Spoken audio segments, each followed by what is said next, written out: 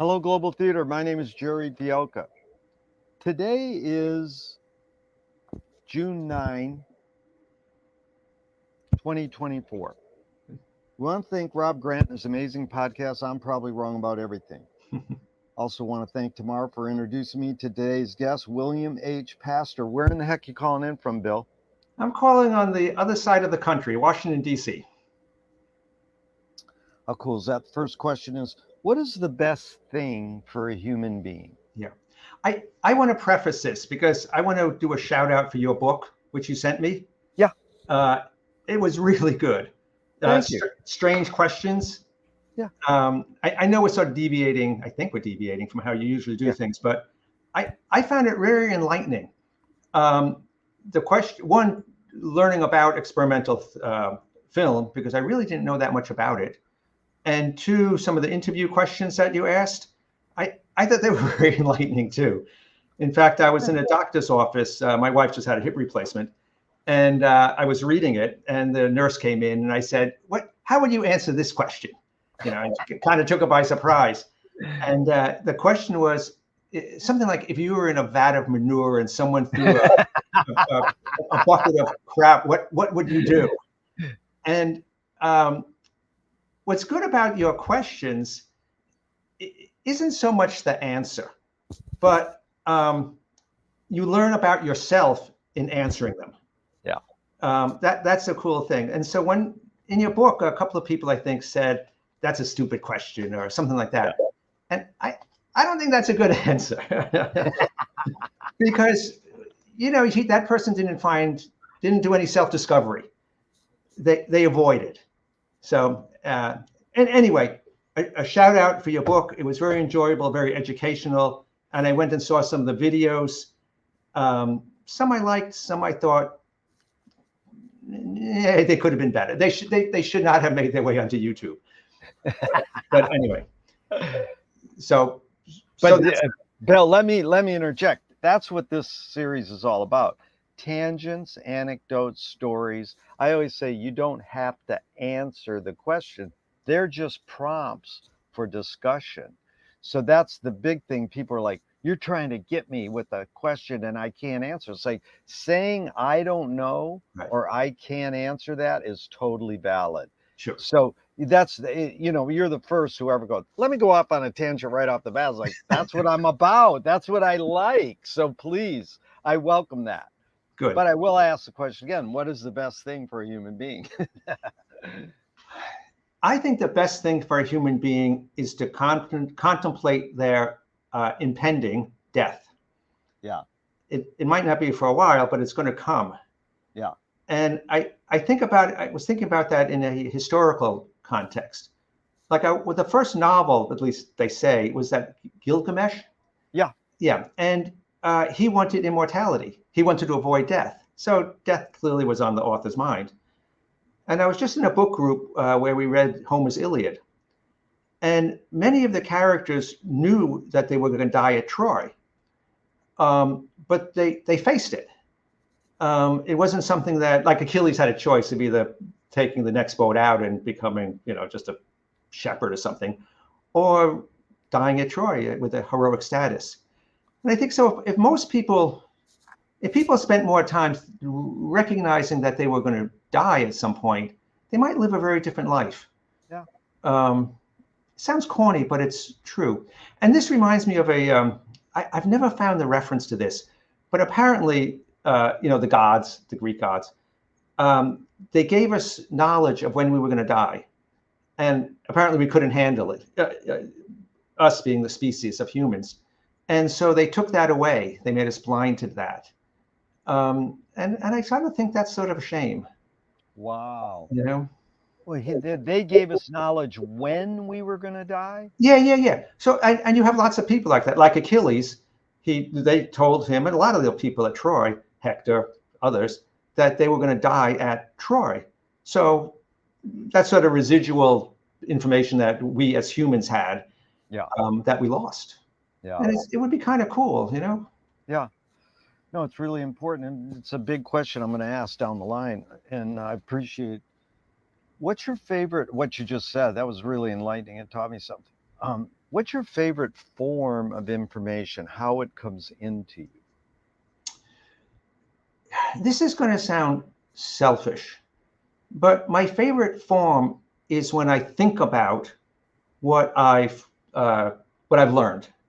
Yeah. So I may go to a museum, I may go to a play, I may go to read something, and my favorite form is when I think about what I read. Yeah. And I'll give you an example. My wife and I, we go to a lot of art things, like a ton. And there are lots of book groups around. There's lots of lectures which you pay for and hear stuff. So we just finished one on Macbeth. And there's a passage in Macbeth. I don't know if you remember, but he's holding up the dagger. I mean, in his imagination, he's holding up the dagger. And he starts talking to the dagger. And, cool scene because he's saying, should I kill the king or not? Okay. And so on one level, that's about Macbeth wondering whether or not he should kill the king or not. But on a deeper level, it's all of us making a decision about what we're going to do. In his case, it was a dagger to kill or not to kill. But when I was thinking about it, it could be someone who's overweight. Should I go to the candy machine or not go to the candy machine? It could be an alcoholic who's trying not to drink. Should I go to the bar or not go to the bar? Sexaholic, whatever it is. In Macbeth, it was a dagger, but it could be anything where you're torn between A and B. Yeah. So it was thinking about those lines in Macbeth that is really my favorite form of, what is it, taking in information? I forget. Yeah, taking in information, because Right. it's almost like metacognition, what you're talking about. Yeah, I think, yeah.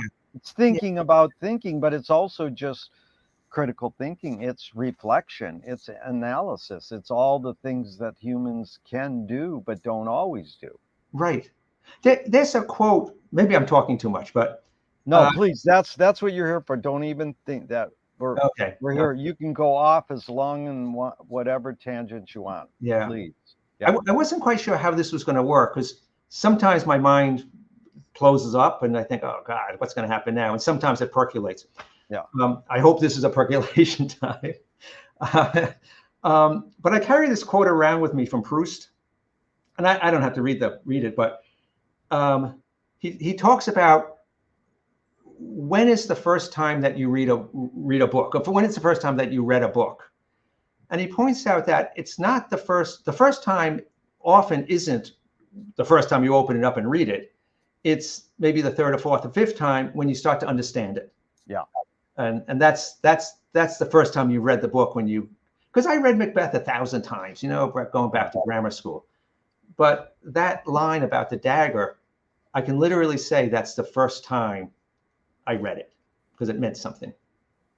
Bill, that was great, because T.S. Eliot says, I had the experience but missed the meaning. Sure, yeah. So that's similar to what you're talking about. And there's so much in that word understanding we'll get into. Right. Do you think this, or why do you think humans collect or gather information? On the individual level, there's probably a billion different reasons, fame, whatever. I think as a species, and this is sort of a weird answer, I think, it's to build our memory reserve. Maybe I'm completely wrong on this, but I've been sort of thinking about this because I've been thinking about Proust and leitmotifs and all this type of stuff, that what makes us human is our memory. Yeah. If we didn't have memory, we would just be living in the eternal present, which is kind of empty. Like if all you are is at this moment and nothing else, no memory, no sort of before and after, you're kind of even one step worse than an amoeba. I mean, you're a rock. You're a rock. If you don't have memory, you're a rock. So I think we collect information, whether it's historic information or about our own life, to build our memory reserve and to add purpose, meaning, entertainment to ourselves, to make us be different than a rock. Yeah. And is this need or want to collect information more innate or more invented? I since I think it's what makes us a human species, it would be more innate. Yeah. That is just sort of what we do. Now, some people do it better than others. Some people have a higher curiosity level than others. Some people want to collect information more than others. I'll give you an example. Because my wife had this hip replacement, so we have to see the doctor periodically for checkups. And so she had to have a blood pressure taken. And I asked the nurse what the bottom number was, whatever I asked her. And she said, I just don't remember. And I thought, as a nurse, she should probably go find out and tell us. Or at least go find out. Yeah. She had no curiosity. Her job was to take the blood pressure, write down the number in the medical chart, and that's it. So her level of collecting information is kind of pretty low. Whereas other people, I don't know, they would collect information, do blood pressure studies, and theirs is pretty high. So it varies, but I think it's to build a memory reservoir for ourselves. It's really, really good point. In again, it's something we're going to get into deeper in a while, but I had this same experience with my wife. She was major surgery or whatever, and we were in the hospital, and the nurse had to fill the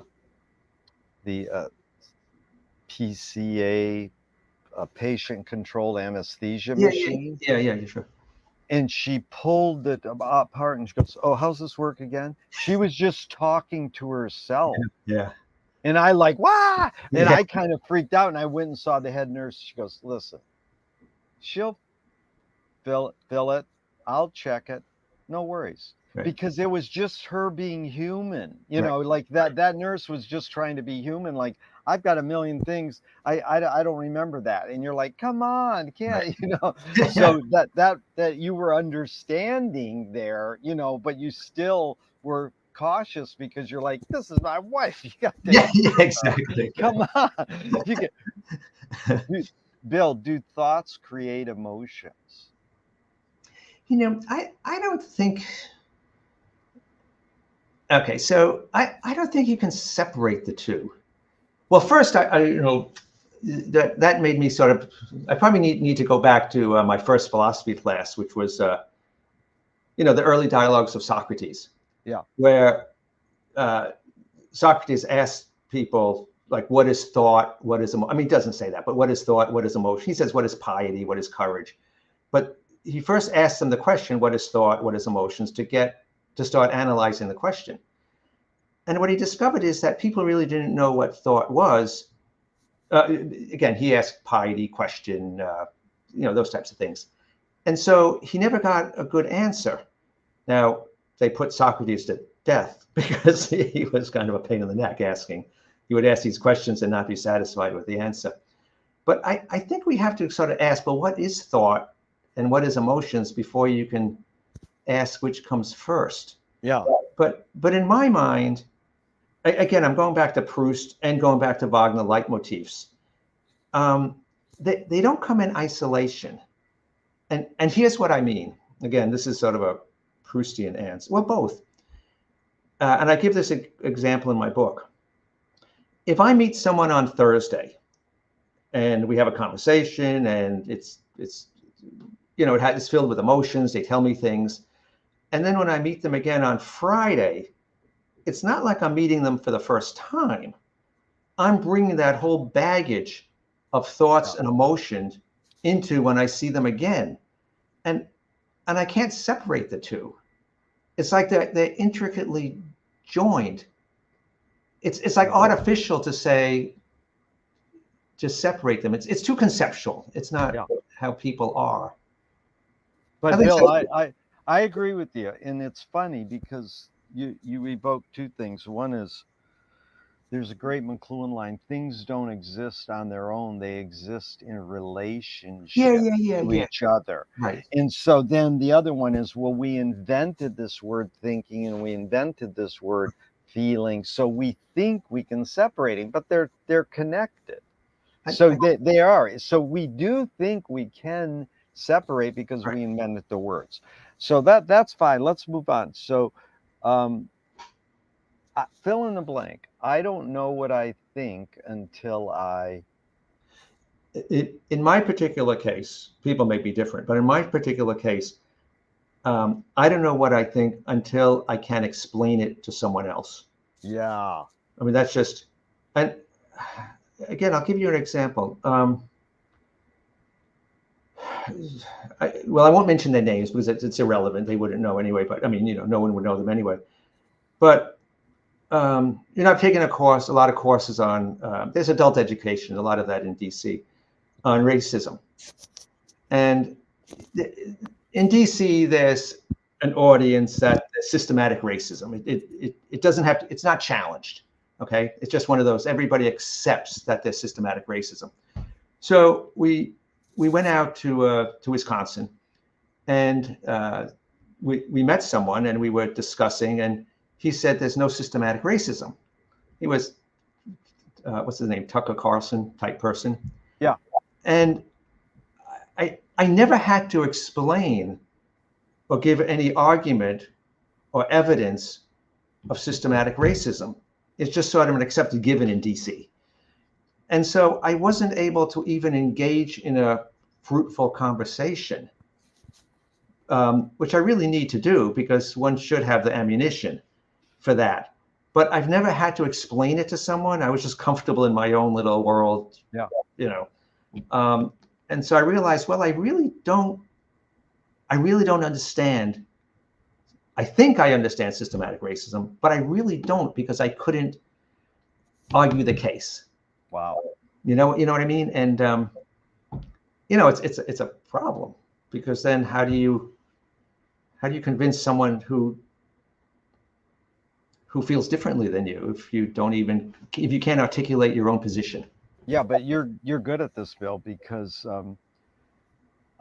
Ken Burns in his commencement speech at Brandeis like last week said he quoted some writer and he says you can't persuade people, but you can change them with stories. Yeah. So you can. It's not necessarily you're going to totally persuade or enlighten the person, but if you tell a story that kind of tells what systematic racism is, it might communicate a newness to them. They might go, "Oh, I never thought of that." Yeah. So that sounds good. I'm not saying it always works, but it was interesting where they put it into that sort of, again, environment. Right. We're having a conversation. Let's be civil, not like you're wrong. Right. Yeah. Well, this guy, I was trying to be very civil because I was at his house. He was giving me dinner, that. Yeah. I didn't want to fall into my usual trap of name calling, but yeah. But he was trying to. It's funny. The conversation ended with him calling me a racist. Anyway. Wow. But the strategy which I've used, I'm not a very good persuader. It's just that negotiation is just not my skill. Yeah. I hate to say this, but name calling I'm better at. But I've used this a couple of times. What would it take for you to change your mind? Yeah. And an example which I've never followed up on, because again, people don't like this. Like I say, they killed Socrates because he kind of bugged them too much. Yeah. There was a guy, this was several years ago, when everybody was some people were saying that there was voting fraud, that there were all these mail-in votes that are fraudulent and blah, blah, blah, blah. And a good friend of mine, and I said, but there are all these court cases, blah, blah, blah, blah. And he said, well, I don't believe him and so and so. So I said, well, what would it take for you to change your mind? Change your mind that there's not voting fraud. And he didn't answer the question, but I think that would have been that was my way of sort of, okay, well, you got this entrenched belief. Yeah. Would any evidence, would anything lead you to change your mind on this? Yeah. So. Yeah, very good. Can humans think without language? Okay, the way I approach that question, this goes back to my philosophy background. Are you familiar with Wittgenstein? Yeah. Yeah, with his language games. Yeah. Yeah, I view language as more of a language game. you sort of jump into a whole system. You don't jump into one sentence, because one sentence in isolation kind of doesn't really say anything. And I was thinking about, and there was a philosopher called John Searle, and he wasn't a Wittgensteinian, but he was, whatever, philosophy of language. And he used the example of when an actor says, they're on stage and they're doing a marriage in a play or something. And when an actor says, I do, I pronounce you man and wife or something. And when you're actually before a minister or a rabbi or a church, whatever, and that person says, I do, those two things mean really something different. The actor, when he says, I do, it's just a line in a play. It's a line, line in a movie. It has no implications. When you're getting married and you say, I do, those two words mean totally different things. You're not like committed. So again, it's sort of language exists in a whole system rather than just in isolation. What Wittgenstein calls a language game. Totally. It's amazing what you're talking about. And Jean-Luc Godard nailed it. He said Hollywood films are just documentaries of actors acting. Yeah, but it's pretty good. But it is. See, we all suspend our belief. We watch a film and they go, I do. We believe the metaphor and the story is true. Right. My friend says he holds a picture of the actor in horror films in his hand with their name under it. So he goes, that person's not real, Right. But that's what we want to sort of suspend belief and get swooped into the story. Right. So there's levels there. Right. Chomsky says a language is not just words. It's a culture. It's a tradition. It's a unification of community, a whole history that creates what a community is. Right. What do you do when language doesn't work? When language breaks down, what do you do? So this sort of goes back to the other question. Say you meet someone who just denies that there's racism. Yeah. Some people are really good. Like, what do I do personally? Yeah. I mentioned, I'm just not good at that line of negotiation. Yeah. And I really admire people who are. They can create a common ground somehow.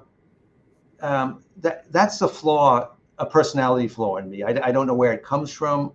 I don't know how to develop it, but I really admire people who can do that, as opposed to each sort of taking their stance. I'm just bad at it. Let's move on to something else. But Bill, it is. You just got to reflect for a second. What you said is, I asked him, what would it take to persuade you? So you go, I ask a new question. So, I mean, you do have the ability. I think you're being a little hard on yourself. No, you do. You continue. And then eventually he said, you're a racist. What'd you do? Get up and leave? There was some continuation of the relationship, or did he punch you out? I mean, it was just the conversation continues. So that's what some people say. What do you do when communication breaks down? Language doesn't work, is keep trying. This was really weird what happened. His wife was obviously, I didn't know this at the time, but his wife was obviously listening to this conversation. She's like him. I don't want to. And when he then said, "Oh, you're a racist," she came out and they high-fived and said, "We won." It was bizarre. It was bizarre. And again, if I wasn't in the house, if they weren't going to give me great wine and great food, I would have said something inappropriate. So instead, that ended the conversation, and that ended it. But that was such a weird experience. Wow, the high five. But also, you didn't like you let it go and you moved on. That's another strategy. Okay, move on to the next topic, or say, like, they do at Thanksgiving, don't talk politics with your Yeah. your relatives. So, okay, but you've already answered this, but I'm going to ask it anyways. In your observations of humans in general, are we more thinking or more feeling beings? Again, for me, it's sort of hard to separate the two. I mean, thinking is going to generate emotions. Emotions are going to generate thinking. Yeah. I don't want to avoid the question because I kind of find that it's a cop out. But That's all right, because one woman said once, the word more doesn't function in your question, because I know it's both and it depends, but I'm saying your observations are, do you feel humans are more feeling or more thinking? You're saying no, it's equal. That's fine. well, okay. It depends who you're talking to. Yeah. So, my wife, lots of buttons, okay, and kind of I'm a jerk sometimes, and I get pleasure pushing the buttons. And I do it because I can't believe that she's getting mad because I say it's so obvious I'm pushing the button, but she does. So hers is purely an emotive response. Yeah. I have another good friend who's very, very intellectual, probably the smartest person I know, and he's very cognitive. Yeah. So he's kind of, if you put it on a curve, he's way on the cognitive. My wife is way on the emotion. Yeah. So people are kind of all over the place. They are. Yeah. Um, Well, here's two questions from Alan Turing in the 50s. Is thinking a function of the soul? well, again, I go back to my freshman year of Socrates class. You got to define what a soul is. But I think in this day and age, the evolutionary model, Darwin's, it's been sophisticated, made more sophisticated. But our explanatory device is evolution. Yeah. It's not, God. It's not, it's not theology. Yeah. It's now science. So I would really have to say there's no such thing as a soul in any interesting way, as I think you're meaning it. But it's a product of evolution. Yeah. Not not this external thing that's breathed. Well, the Sistine Chapel, when God touches the clay and turns Adam into, not even it's a soul. That doesn't. That's nice art, but it's not reality. Yeah. The second Turing question is, can machines think? Again, that goes back to, we got to define what thinking is. Yeah. If it's I don't know. I don't know. The reason I don't know is that we don't know what machines can do. Yeah. That's a tough one. People that I've spoken to have given me different answers what machines can do. Like when we were growing up, it was just a really fast adding machine. It could just do rows of numbers really super fast. Not very impressive. I mean, it is impressive, but not something well thinking. It's not anything that I couldn't do if I remembered how to add. But they're kind of doing different things now. They're making inferences. So I don't know what we're going to come to, what machines are going to do 50, 100 years from now. I don't know. There's no reason to think that they can't do things that people do. I mean, why not? I'm open-ended. Well, the one person said AI is in its infant stage, and it's our job to raise it well. That's a really good point. Yeah. I would. Now, we may backfire. I was moved by that movie, The Terminator. Yeah. Yeah, that scares me, and that could sort of happen. But yeah, we well, but are there? I guess in a follow-up question is, are there some places we should not go? Yeah. Like the smallpox virus. I guess we've kept a couple of those somewhere in Switzerland or something, just to keep it around as a species or something. But maybe we should just sort of get rid of the smallpox germ and I don't know, a nuclear war, nuclear weapons. Maybe that was just a bad turn in a crossroad, on knowledge. Maybe we should have. Yeah. I don't know. Do you more pursue happiness or more pursue meaning? Well, it's funny. I guess I go back to that Socrates question: what's happiness and what's meaning? But before you can answer that, but I would have to say meaning, because that gives purpose. Yeah. That gives a function. That gives a worldview. But I think if I would throw in a third thing in there, and again, this has to do with the Dante book I'm writing. I just sent it to the editor. Joy. Yeah. I think there should be: do you pursue happiness? Do you pursue meaning, or do you pursue joy? And joy is nice. Yeah. Joy No, is nice. it's really good. And that's what it's me and you versus the wording on the questions. And I welcome changing the words, adding to the sentence. It's really good. You get it. And Viktor Frankl's where I got the question. He says that meaning tends to last and happiness doesn't necessarily last. Yeah, sure. Happiness can, you can stub your toe and you're not happy anymore.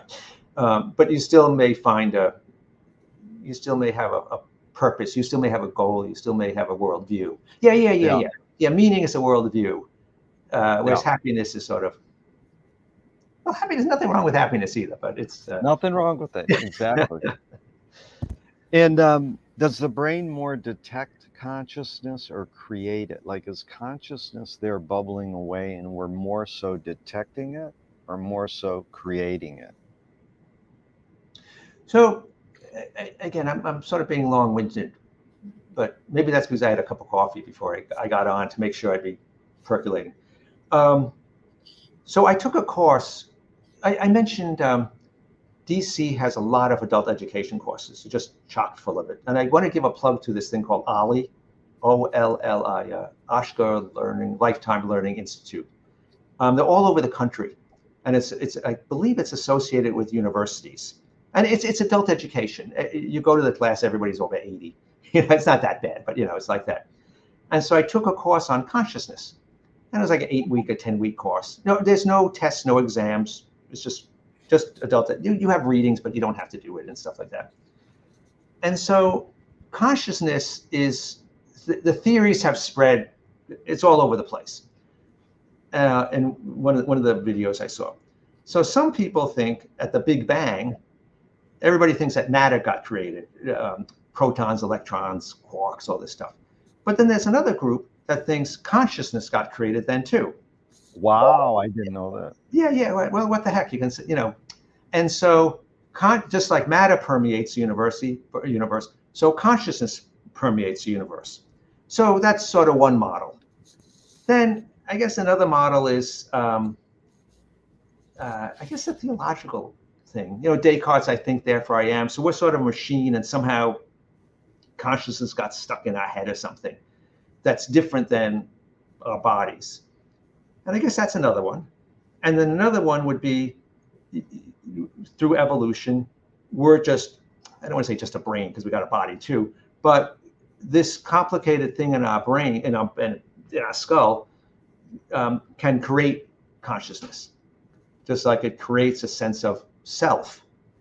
And so there's probably a million theories in between that consciousness was created with the Big Bang to the brain creates consciousness. And you kind of got to pick and choose. And, I don't know how you pick and choose, but I go with the brain just creates it. Creates it, yeah. It creates self-consciousness. Good. And that's the tricky part. The self-consciousness that I am thinking these thoughts, or I am whatever. That's a hard one. What is this I? Yeah. But again, we're going to get into identity because you're touching on like Jung collective consciousness. Yeah. Or my favorite is Lily Tomlin. Reality's a collective hunch. Reality is what? A collective hunch. Hunch. We're all sort of like, we all sort of get what, words mean. And we sort of, T.S. Eliot says, when I talk to you, I got to use words. It's like, no, you don't, but you generally do. You got to use words, or we use words and we think they work. And when they don't work, we go along with it. Like, just go along, Yeah. What's faster, speed of light or speed of thought? Wow. Okay. So my understanding of light is it moves forward. Light doesn't go backwards. Uh, I must have read that somewhere. I don't know. Time goes forward. People talk about the arrow of time. It moves forward, not backwards. But thoughts can move backwards. Like I can think about, I don't know, Julius Caesar. Yeah. I can go backwards in time, whereas light can't do that. At least that's my understanding. Yeah. So I would say, I know. My thoughts can go to, I can think about the Big Bang.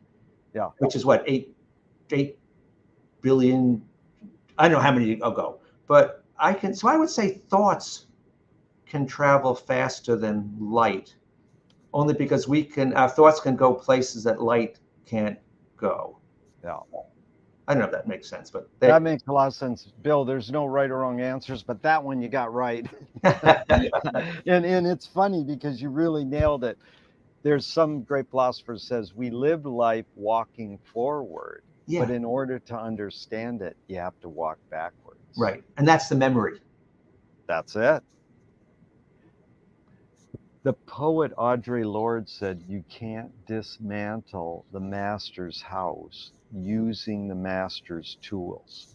Yvonne Rainer, her colleague, responded, said, you can if you expose the tools. What new tool do you suggest? So I'll go back to the systematic racism thing, because we had this guy and I, we had two totally worldviews.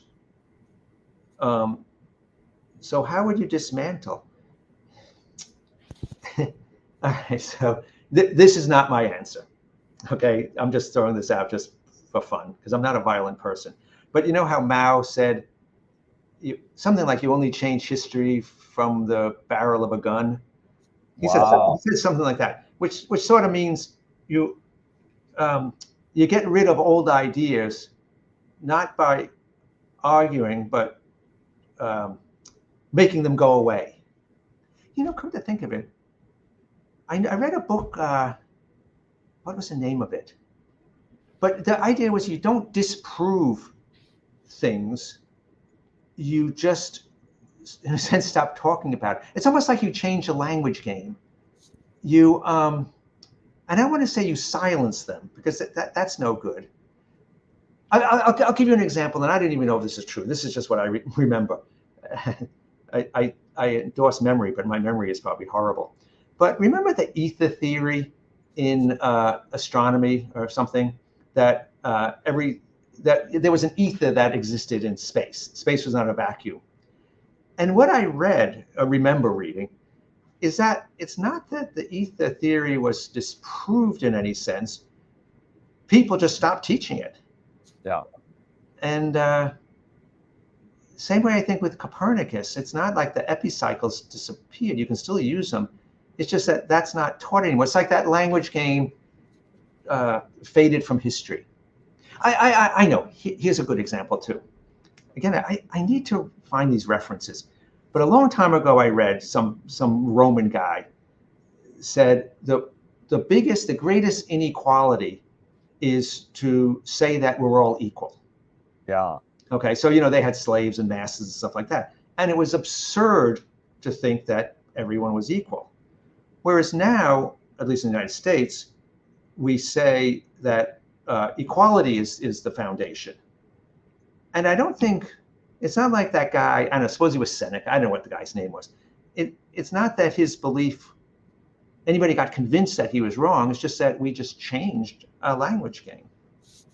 So I don't know. Yeah. I don't know if that's a good answer. No, I love it, Bill.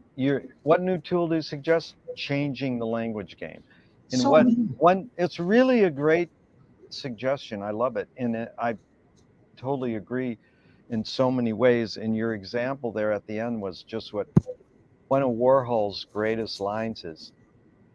There's nothing more bourgeois than dissing the bourgeois. Yeah, sure. Now that's got that little flip to it. Like, the greatest inequality is that we're all equal. Yeah, right. Again, that's the language game. What I like about you, Bill, is like you go, oh, somebody said this. Yeah, it doesn't matter who said it. It's what it was said is what you're communicating to me. Right. That's what one of my heroes is Harold Bloom, because he can just pull these quotes out of the blue and say them. So what? He doesn't just say them, he puts them into the context of the conversation and has a new epiphany or Right. a new thing, instead of just relying on here's a cute quote and here's what it said and let's wallow in that. No, how can we expand on it? Right. And turn it around. And like you do, you put it into context. Oh, well, let me tell you a story. What happened to me? So Right. it's really good what you're doing. So, what new toy do you suggest?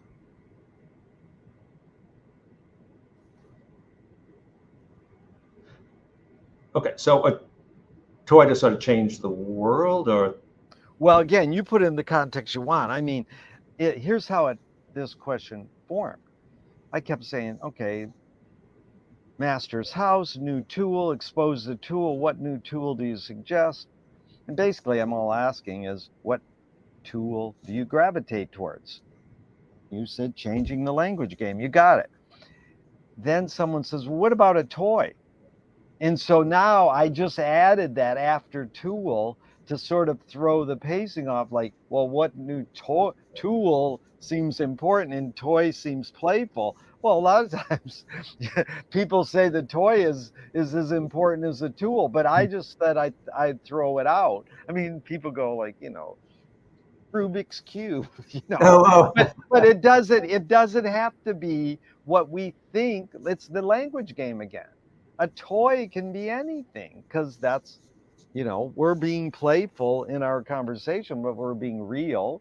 So it's just however you want to put that word toy into context. Again, it doesn't have to be tangible either, you know. Okay. I don't want to. I don't want to prejudice just in terms of my preferences, Yeah.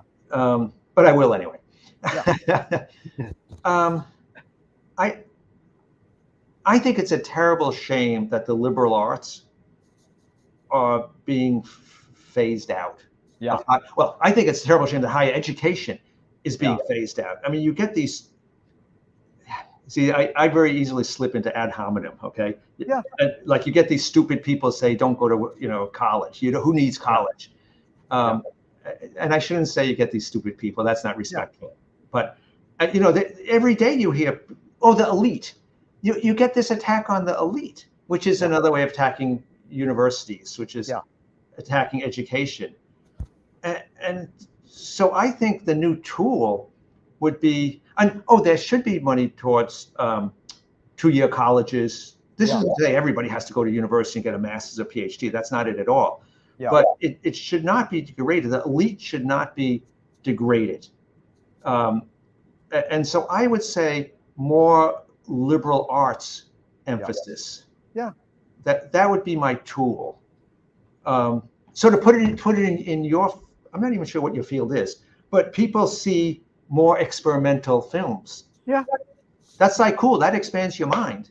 Yeah. I had never. It turns out I had seen some experimental films Yeah. without even realizing it, but that was very mind expanding. I'm a different human being. Yeah. I'm a more enriched human being having seen, because I turned them on. Somebody, on YouTube. It's because it has a name, so you go onto YouTube. I'm a better human being having seen some of the experimental films that you reference in your book. Yeah, that's really cool. It makes me feel good. I mean, no one's ever given me feedback on my book except one or two people. So I really appreciate that. And that's the thing, is like, well, I don't know experimental film. Why should I read this book? And it's like, well, it's really not about experimental film. It's more about conversation. Right. And that's why it's a 22 book series. Whether it ever gets developed into a second one is like, I can put in genre, experiment, strange questions. dance as conversation, Yes. Hollywood as conversation, Yes. painting as Yes. conversation. I have all these interviews with all these different people in all these different genres. So that was really good. So Let me interject this for a second. So yeah, I guess this is a good example of, um, I knew you were asking questions, and because your preface, you say you want to learn about people and stuff like that. yeah, Um, but what I read your book as was introducing me to a world that I didn't know about, which was experimental film. that's great. Um, Yeah, so that was my meaning of your book. I mean, yeah, I knew it had questions and stuff like that, and these different filmmakers, and yeah, that was all really good. But that was secondary for giving me meaning. My yeah. meaning was, oh, I I now know something about experimental films. If there's a film festival in DC, they have lots of film festivals.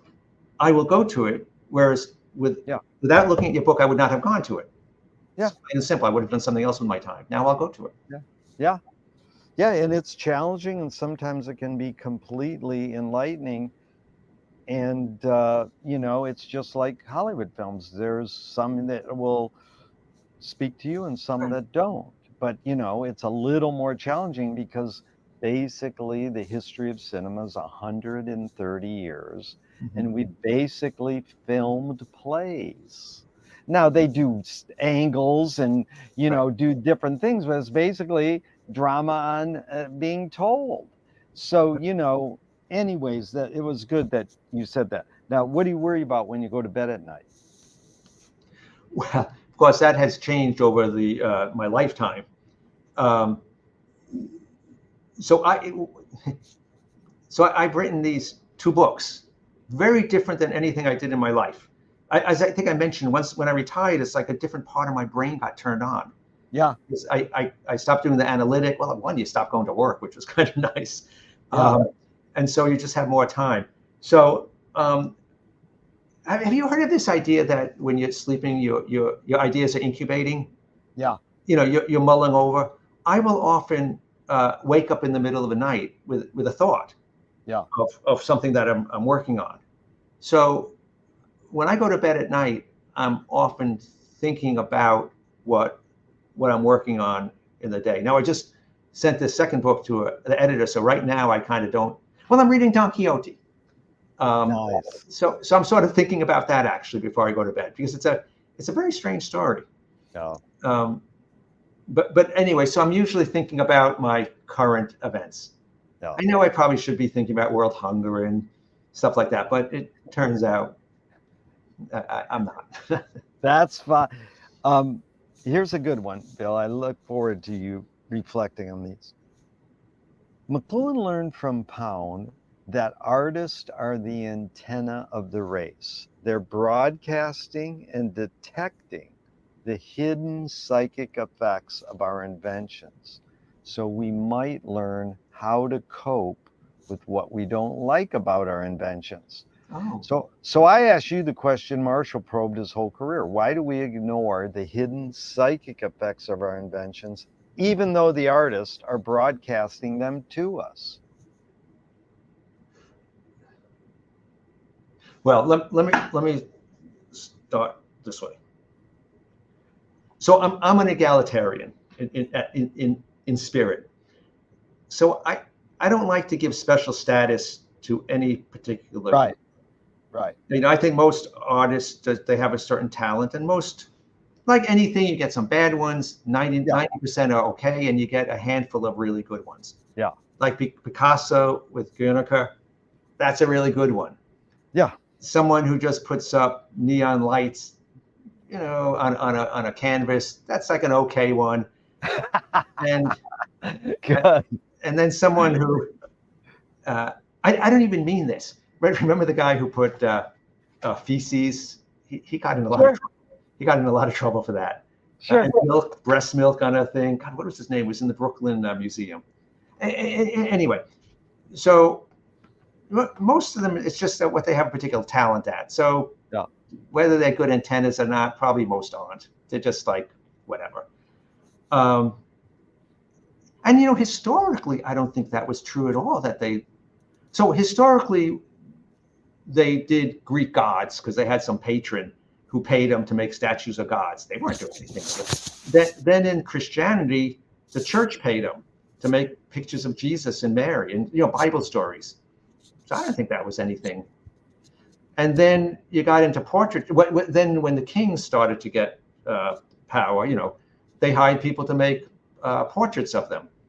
So I think this thing about what did you put not seeing the future, but well, here's the other thing, just to clarify and give a bigger picture. When I say the word artist, I don't mean just painters. I mean people like Wagner. I mean people like Proust, people like Joyce, people like Dante, writers, anything. A garbage collector is an artist in his own job, or a shoe shiner. Yes.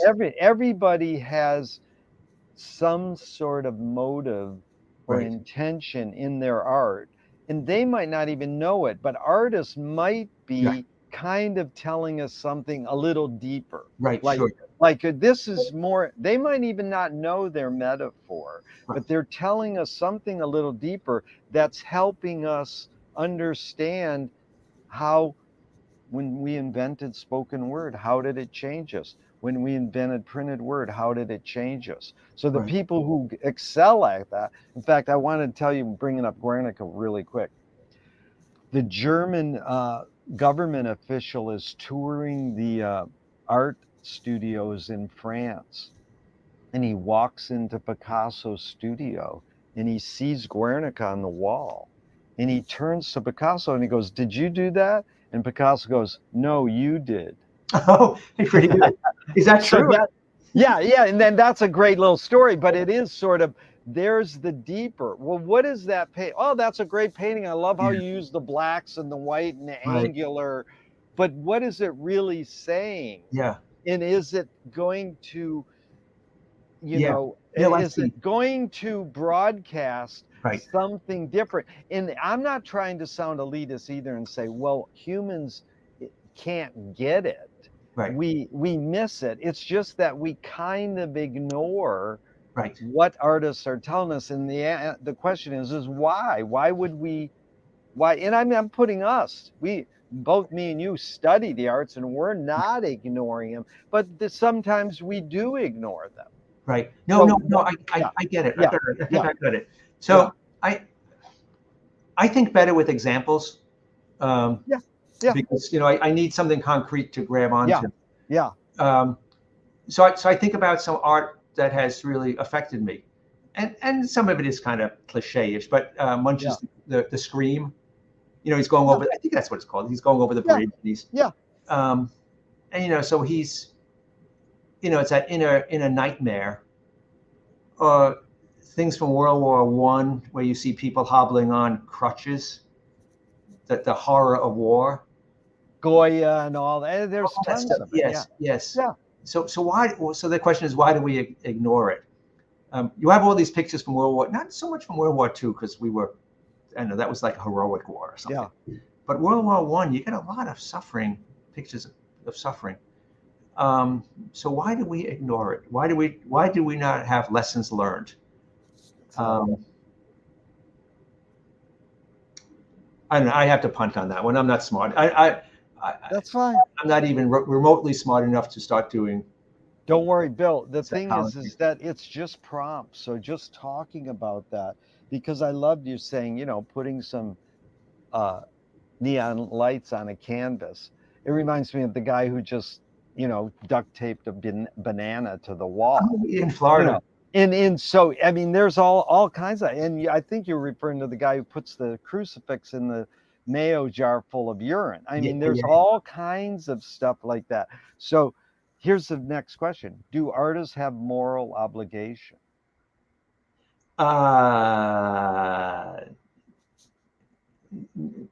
No. Yeah. I mean, no more than no. Yeah. Artist per artist. I view artists that they just have a particular talent. Some do. Some have no talent. Yeah. Some have talent. And I would say, would you ask that question about like sports figures? Yeah. Do sports figures have a moral obligation?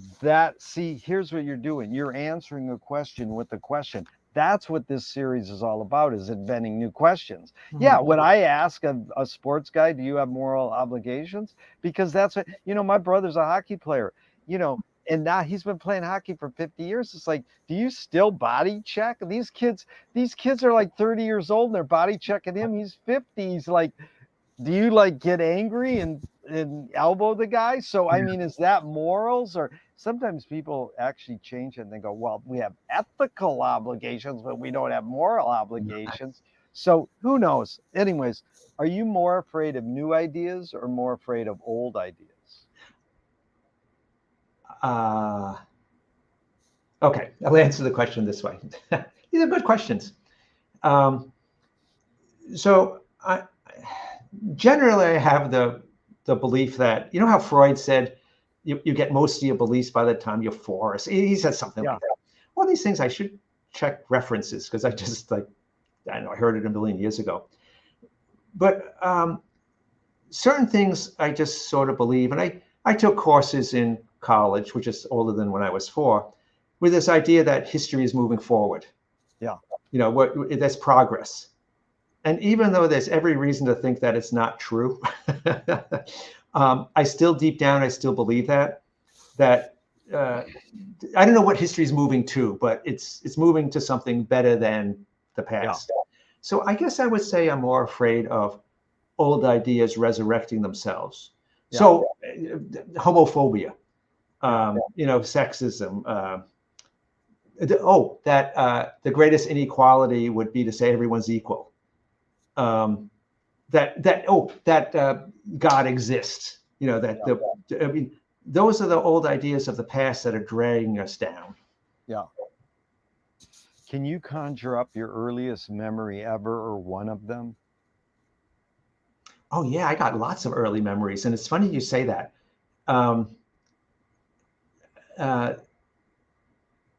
When at some point we'll probably talk about my health condition, but I used to be, when I would go to bed, my mind would I would let my mind just go to different places. I would try very hard not to direct it, hoping that I would go to sleep because I had trouble sleeping. And so I went to a lot of places that were kind of cool. So I went to a lot of first memory places, at least as far as I remember them.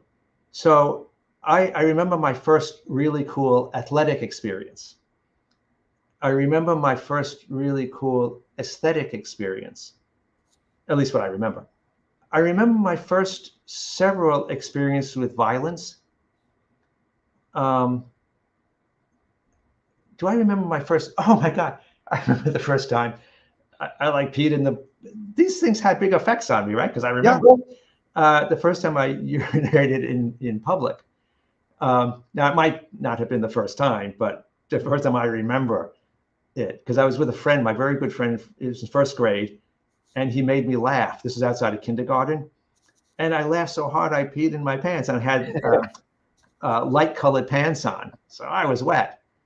I remember the horror of seeing violence done. So I have a lot of first memories, but they're of a different nature. Yeah. No, that was really articulate. I love it because it also reminded me of let your mind go off and don't direct it. And then if you hear Tim Leary said, if you learn how to lucid dream, which is kind of direct your dream, like, oh, I want to go back to that hillside with flowers, and you sort of direct it, that when you die, you can direct your path, because supposedly your body dies and your mind works for 7 minutes. So you can direct that. So who knows? But it's called lucid dreaming. And so it's sort of like let the mind go off instead of direct it. I says, well, that's the opposite of lucid dreaming. That's cool. But is memory more a curse or more a blessing? Oh, it's a it's a blessing. Yeah. Again, I notice with all your questions, they're binary.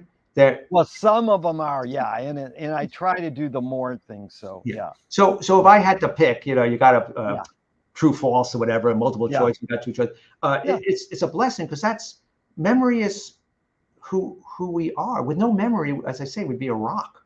Yeah. Yeah. Tell me someone within your immediate family, then outside your immediate family, just briefly, who had an impact on you, kind of like a role model, and what specifically was that impact? Well, probably.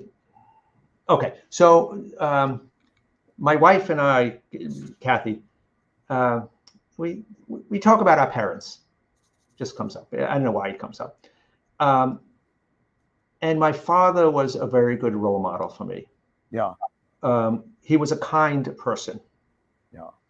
He also instilled a sense of reading for education. Oh my gosh, education, liberal arts education. He really emphasized study what you want, study the liberal arts. Wow. That was his thing. And again, he was a very good person. I remember. It's funny how these images start to come up, and I only found out about this much later in life.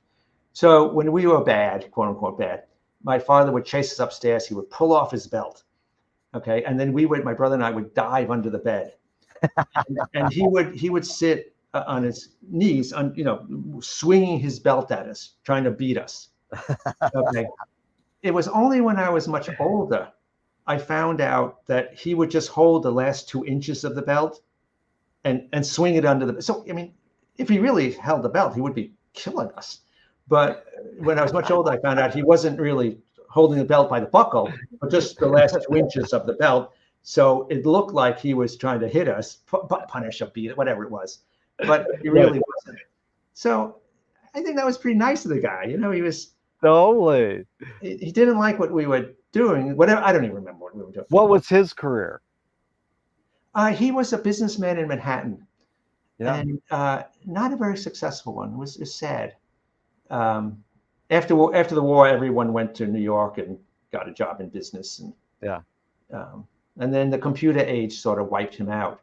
And it's very sad because he had to keep working to send us to college, tuition, and he got pushed out. A very, very sad story. But anyway. Yeah.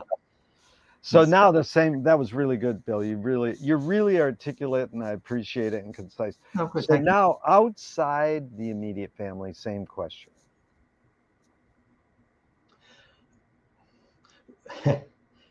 So, Scott, so many things pop up.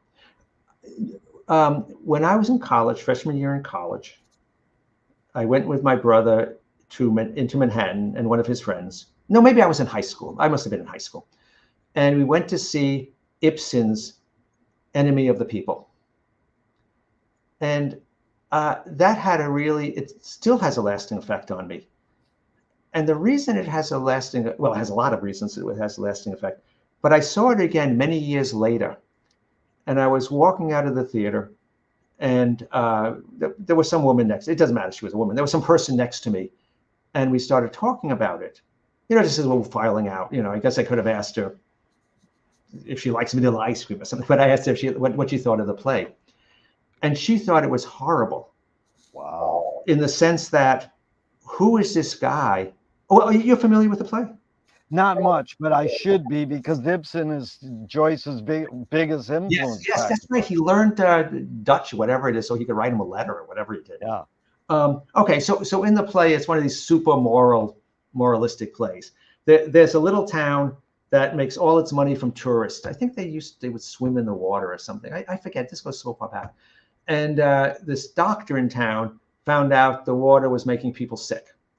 So he went to the mayor, saying you have to shut down. Again, I think it was springs. It doesn't matter what. He said you have to shut down the springs because you're making these people sick. And the mayor, and soon the whole town, said, no way, that's our revenue. And so they drove this guy out of town because he was insisting that you're making money, but you're making people sick, and that's like, you shouldn't do that. And that just had an effect that you kind of you really need to do the right thing, to do the good thing, as difficult as it is. And the good thing is, So, for example, one of the things I advocate is that we should pay more taxes. Some people are so against taxes. They want to pay zero. And taxes forces you to be good. Yeah. You know, I mean, assuming it goes to poor people and that type of thing. I mean, that's the presumption of taxes. So I've never advocated for less taxes because Yeah. that's how we're good as a society. But you're saying in the long run, Ibsen made a big impact on you. Oh yeah. That's it. Yeah. Yes. Did your parents raise you a particular religion? Oh boy. Okay, so true confessions. So I had 12 years of Catholic education. Yeah. Which I only found out, now that I'm older, when I say I recently found out, that recently could be 30 years ago, because I'm older now. But Catholicism is sort of the right wing of Christianity. Because I was like raised it, I just thought it was normal. And, years ago, but I found out like it's really very, very, very right wing. All right. So anyway, I was raised Catholic. I was an altar boy. Do you know what an altar boy is? Those things are. I was indeed raised Catholic and was an altar boy Oh. too, and at one point aspired to be a priest. Holy cow! I think in third grade we had to dress up for Halloween, and every kid, a second, whatever, it was dressed up as a priest. Okay, that was the thing. Yeah. The nun made you. Or a hobo. That was the other thing. Hobo was yeah, good. you either a hobo or a priest. Well, I like to say I still have scar tissue. Well, I do say I still have a lot of scar tissue from that Catholic upbringing. Yeah. Because it's well, I'll tell you a funny story. As a scar tissue, no, I'm not a believer at all. I think it's a terrible thing. Catholicism, Christianity, religion, horrible thing. They should be like eliminated. But the scar tissue is still there. And this funny story, my wife, who's not religious at all, we went, when you travel, you go into cathedrals because they have beautiful architecture. And Kathy, she put her fingers in the holy water and just sprinkled on me. She went like this. And like I had this visceral reaction. Don't do that. That's bad. And that's that scar tissue. I got it. It's just there. So anyway, yeah, I was raised Catholic. Do you pray? No. I'd be embarrassed. I would be embarrassed. If God does exist, what would you like God to say to you after you die? Oh, apologize. That's probably like probably ask me which direction to hell. I don't know what I mean, for him to go, not me, or her to go, whatever. No, that's God's a bad thing. Well, do evil people exist, or does evil use people as a vehicle? No, evil people exist. I mean, not totally. That's kind of hard to say. I mean, that's binary. Yeah. It's a bell curve. Okay, you got some really Mother Teresa's on one side, and I don't know who is that TV guy, Hannibal Horrible, the one who ate people or something. Or, yeah, he's like on the other side. Yeah, close to sort of in between. Well, that's great because that's Pascal, the mathematician. Yeah. Philosopher. He says, in order to understand anything, you have to know this end of the spectrum and that end and everything in between. Yeah. So it's like comprehensivist. So really the hidden question, Bill, is how do you advise someone to deal with an enemy? And this one I'll set up. Alan Watts says, if you acknowledge your enemy, you empower them. Coppola stole from the mob and the samurai. Keep your friends close and your enemies closer. JFK said, forgive your enemy, but don't forget their name. And Fellini says, I need an enemy. So it's a lot of thoughts. The basic question is how do you advise someone to deal with an enemy? But first, how would you respond to Alan Watts? If you acknowledge your enemy, you empower them.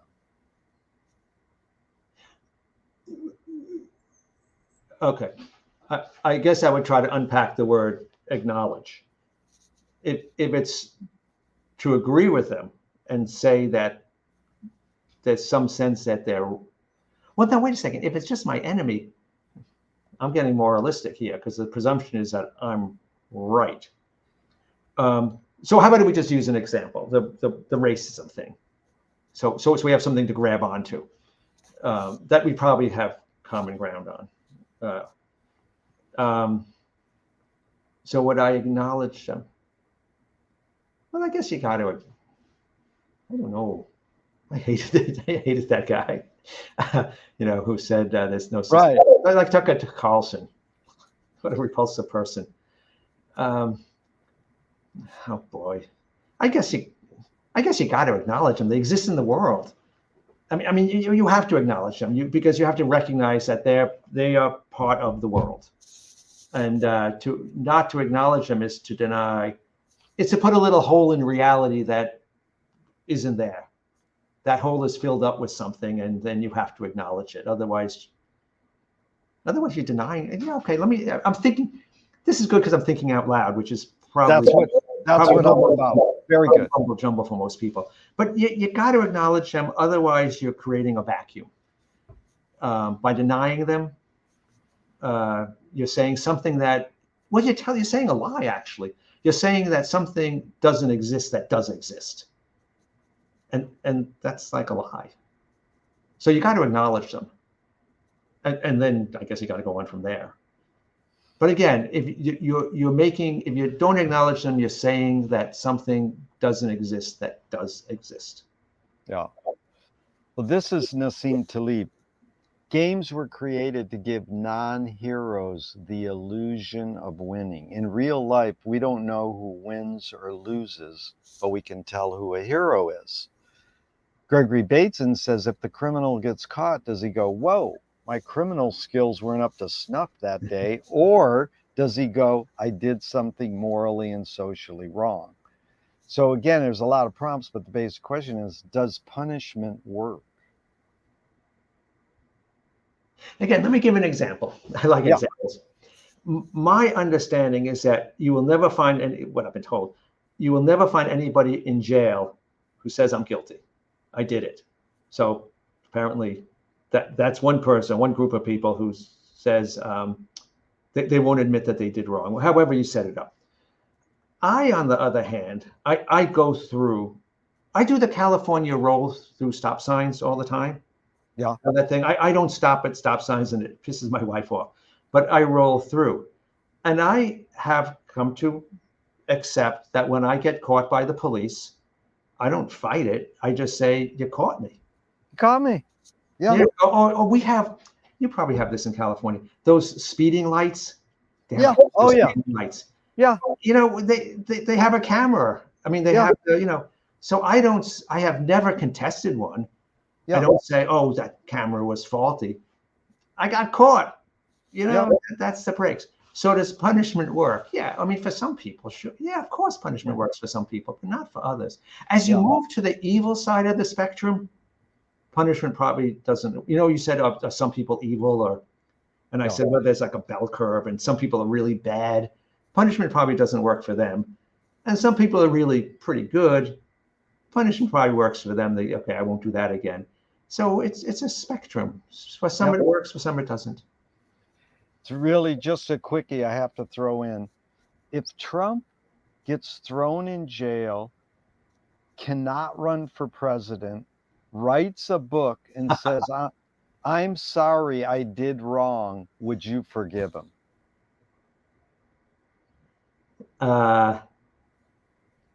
Okay. No. No. The reason I'm hesitating is I'm going from the should, the is ought distinction. Yeah. Yeah. I'm hesitating because I say, well, I ought to, but the reality is no. He's on that spectrum, inching towards that guy, the guy who ate people. Whatever that was. Was that real? I think that was just a movie, I hope. Yeah. Anyway, let's hope it was just a movie. He's on this side. Now, I'm not saying he should be I'm not saying he should go to, this is my Catholic stuff, that he should burn in hell for eternity. That's a little rough. Yeah. But if he stays in jail if he dies in jail, I'm not going to feel bad. Yeah. So James Joyce was the first projectionist in Dublin Yeah. over 100 years ago. He basically checked out. He said, this is stupid. Why should I go inside a building and see a movie of a tree when I can go outside and see a real tree?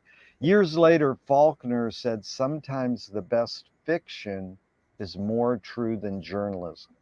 Why do we have to recreate things in order to get them? Why do we have to go to a theatrical play of people acting out life? Why don't we just live life? Well, because when you see theater, it's sort of abstracting, it's zeroing in on a topic. Because most day-to-day life is kind of ordinary. When you go to a movie or a play or music, well, again, I'll give you another example, because we go to a lot of theater. We haven't been, and plays and operas and stuff like that. Because of Kathy's hip, we haven't been able to go to museums for like 6 months or something. Longer, actually, because I would have to wheel in a wheelchair, and that's kind of a bummer. But just the other day, we went to see a concert version of Verdi's opera, Othello, Shakespeare's Othello. And there you're, in most day-to-day life, you don't see jealousy acted out. But we're probably more familiar with the play Shakespeare's Othello than Verdi's Otello. Otello is just the Italian name for Othello. Yeah. But you sort of abstract everything out, and you're just seeing Iago play on Othello's mind, creating jealousy, and drives him to kill poor Desdemona. And so you abstract everything out, and you just witness jealousy. And in most life, you don't witness one thing; you witness a lot of things. So it sort of abstracts out. Say with Wagner, great. I mean, so many great scenes in Wagner.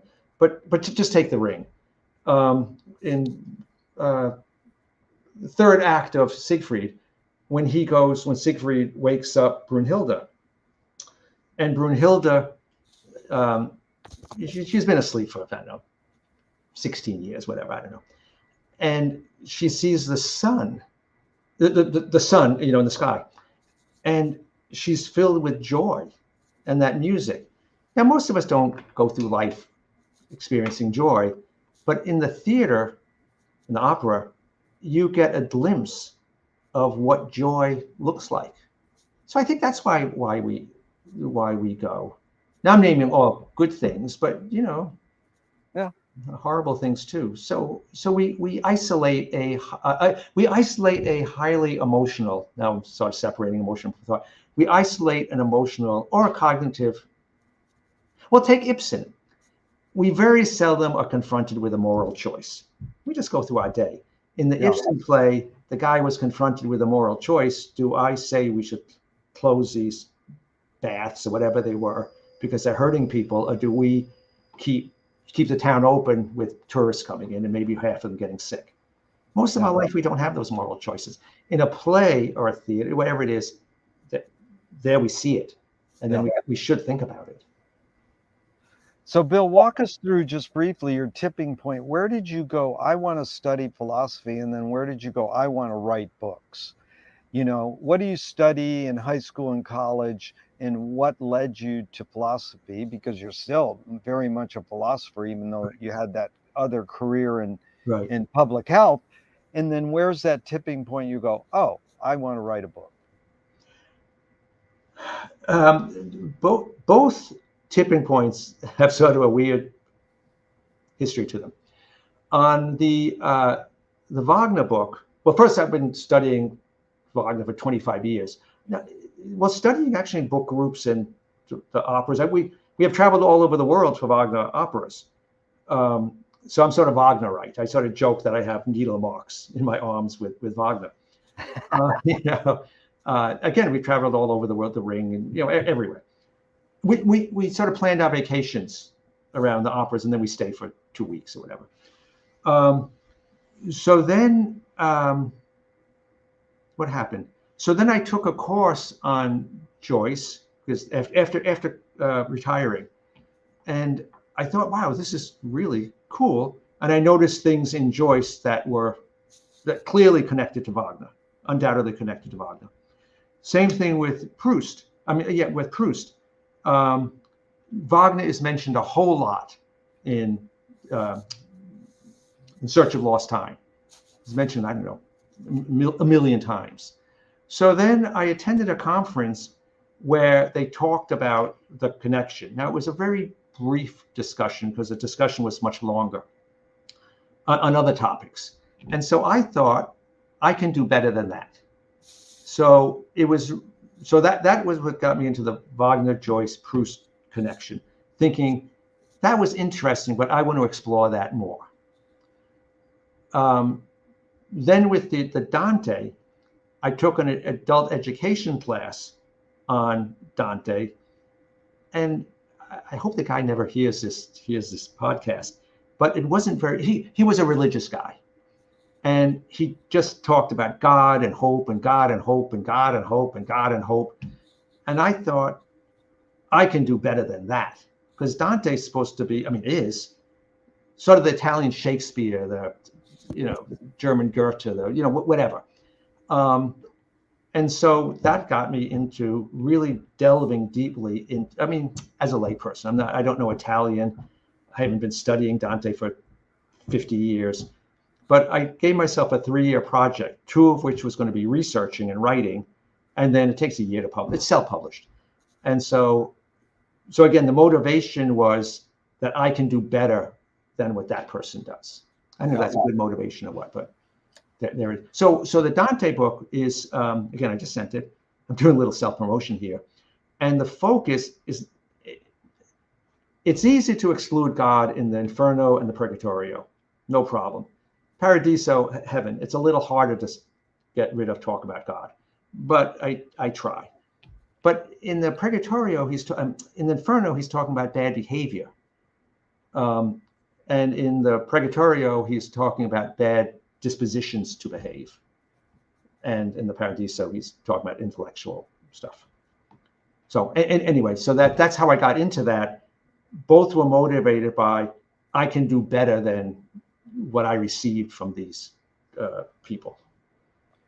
And that you covered this question, but let's just step back to when you were in high school and college, what was your tipping point to study philosophy? Was there something that attracted you in that vein? Because is that what you studied in college? Yes. Yeah. And then graduate school. Well,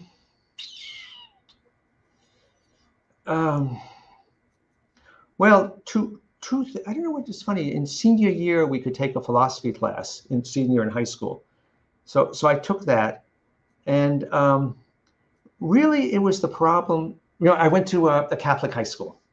So my senior year, it was kind of Catholic stuff. But the guy talked about the problem with evil. How can God, you're making me all the scar tissue you're bringing up. God's omniscient, omnipotent, and benevolent. How can evil exist? Yeah. Okay. I think that's a pretty serious problem. And for Judeo-Christian, Muslim, the religions of Abraham, that's what they call it. How do those 4 things jive? So that sort of kicked off my interest in, I guess it's sort of like conceptual analysis. How do you put those 4 concepts together and make a coherent picture? And the answer was always pretty piss poor. It was always, we don't know God's way. God's a mystery. So that just didn't cut it for me. So I guess that sort of inching towards those questions. Who were the main philosophers that you gravitated towards once you got into college? Were there any? Yeah, I gravitated towards Immanuel Kant. Yeah. And this is my personality type. I don't know, now we're going into like, I'm sitting on a couch, and you're the psychiatrist or something. But my personality type is, I want to learn, I want to fill in the gaps. Yeah. Now, many people aren't like that. My brother, for example, wants to zero in. So he's a very successful scientist. And I shouldn't even say scientist, because that's such a broad field. His field is very, very, very narrow. And that's his claim to fame. Yeah. Whereas I've always sort of like wanted to learn big picture. So That's good. I love that. We call it, you study the patterns, pattern recognition, to get comprehensive awareness, the big picture. right. And the word you brought up earlier, understanding, this is a great McLuhan line. Understanding is not having a point of view. He's saying understanding is understanding the big picture. When Right. you're alone, you can go, oh, I hate this, or I don't like this. But when you're with one or more people, you can suss out how these things change us. In fact, you almost resonate with this woman who just died. She's a poet critic. Her obit was in the New York Times, Helen Vendler. She says, I write to explain things to myself. Yeah. Sure. So Right. Duchamp said there's no art without an audience. How much are you thinking of your reader when you're writing your book? Well, when I'm first kind of going through the first draft and stuff like that, I'm not thinking about the writer at all. I'm not thinking about the reader at all. I'm just trying to collect my thoughts. Yeah. So, for example, with the Proust book, Wagner book, I would go on long bicycle rides, and ideas would just percolate. And then when an idea hit me, I would stop with the phone and email the thought back home. Email it to myself. Yeah. But then after that, once I start writing, especially the second draft, third draft, that type of thing, I start thinking about my audience a lot more. Now, well, one, I got to start putting in footnotes. So I'm thinking about my audience definitely with footnotes. My wife said, you got to put in footnotes. So I got a zillion footnotes. The other thing is I really like analogies. So to make it more readable, I like to use analogies. So for example, say with Proust, Proust uses an analogy of the Arabian Nights, the 1001 Tales of the Arabian Nights. Yeah. And that's what Proust is going. He's going into his mind. Joyce too, Wagner too. The opening doors, like the Arabian Nights. So I try to use metaphors, one, because I like them, but also for the reader. McLuhan has we talked about this earlier, he has a great rewording of Browning saying, our reach should exceed our grasp, or what is heaven for? And McLuhan says, our reach should exceed our grasp, or what is a metaphor? Oh, that's nice. That's nice. Yeah. Like, what is a metaphor? I know, clever. It's a play on word too. Yeah. But he also said, and he learned this from Finnegan's Wake, that everything humans invent extends some humanness or human sensorium, like knife and fork extends our teeth. Oh, yeah. Shutter in a camera extends our eye. Sure. And maybe religion or philosophy extends consciousness, non-tangible. What does the writing utensil extend for you? Whether it's a pen or a keyboard, what humanness does it extend for you? The human condition. Yeah. It extends the human condition for sure. I should embellish on this, but I'm sort of stuck right here. The railroad, the train's at the station. It's like, come on, get going. The human condition. Let me.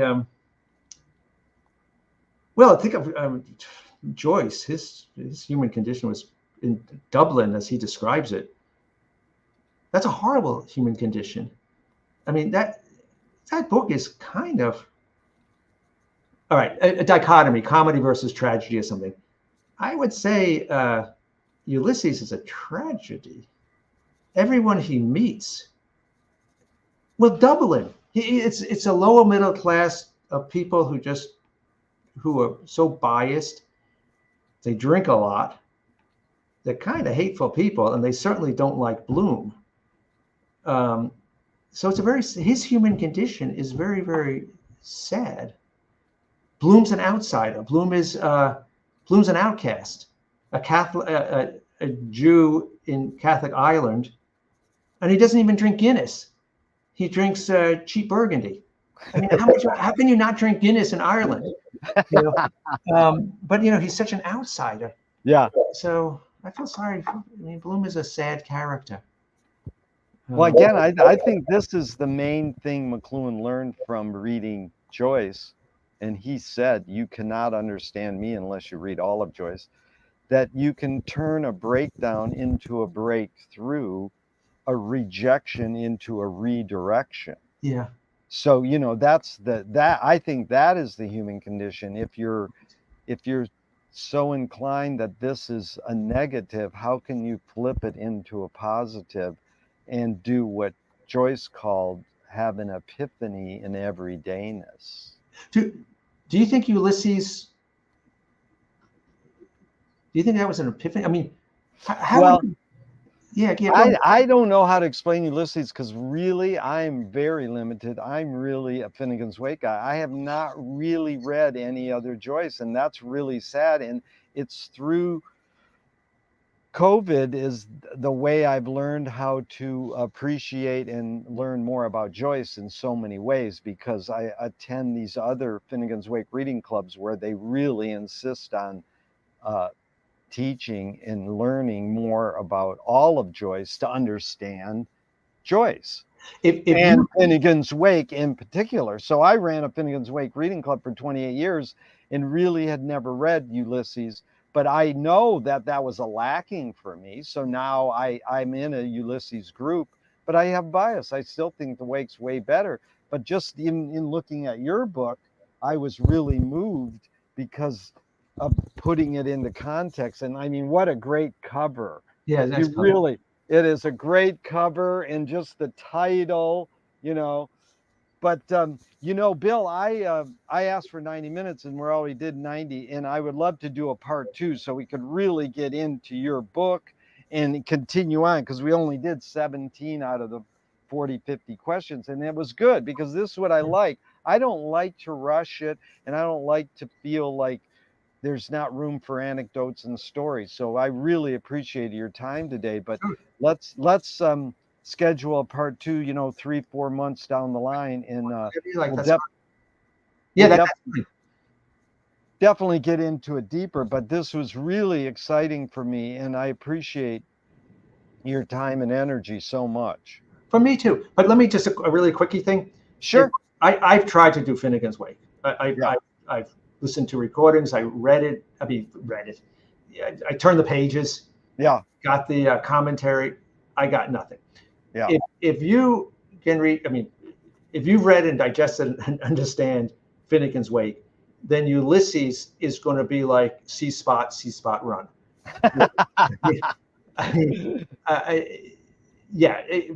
What do they say? Ulysses is daytime, whereas the Wake was night. Dreaming, like nighttime. God, I wish I could take courses in well, here's the one thing about the Wake is the key is to read it aloud with a group of people. That's the key. So you can't sit there and attempt it like a normal book. It's not. The experience is shifting an eye experience, which is book reading is with the eye, to an ear experience.